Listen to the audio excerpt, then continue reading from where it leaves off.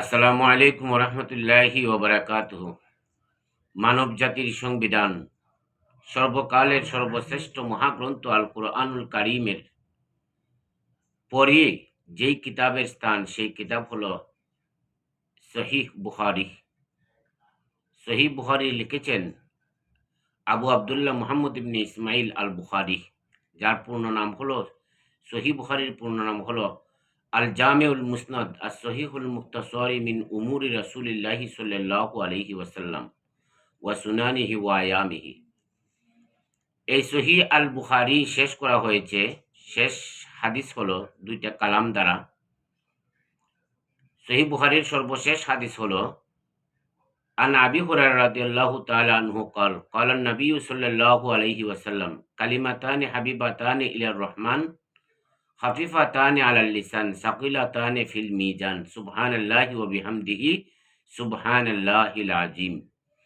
অর্থাৎ কালিমাতানে হাবিবাতানে ইলার রহমান, রহমানের কাছে খুবই প্রিয় দুইটা বাক্য।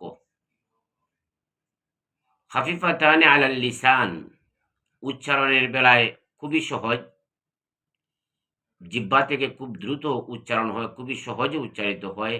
সাকিলাতানে ফিল মিজান, আর মিজানের পাল্লায় খুবই ভারী। সুবহানাল্লাহি ওয়া বিহামদিহি সুবহানাল্লাহিল আযীম।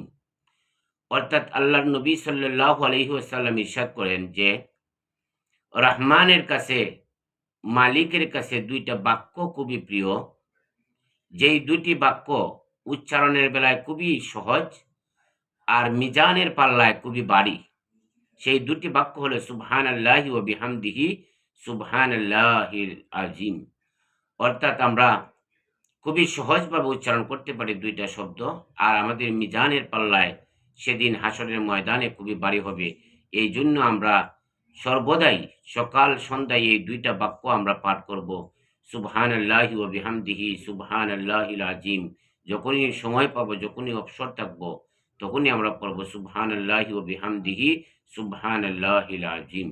আল্লাহ তাআলা আমাদেরকে বেশি বেশি আমল করার তৌফিক দান করুক। অন্যান্য আমলের সাথে সাথে এই সহিহ আল বুখারীর সর্বশেষ হাদিসের এই দুইখানা বাক্য, দুইখানা কালাম আমরা বেশি বেশি পাঠ করব। আল্লাহ তাআলা আমাদের সবাইকে তৌফিক দান করুক।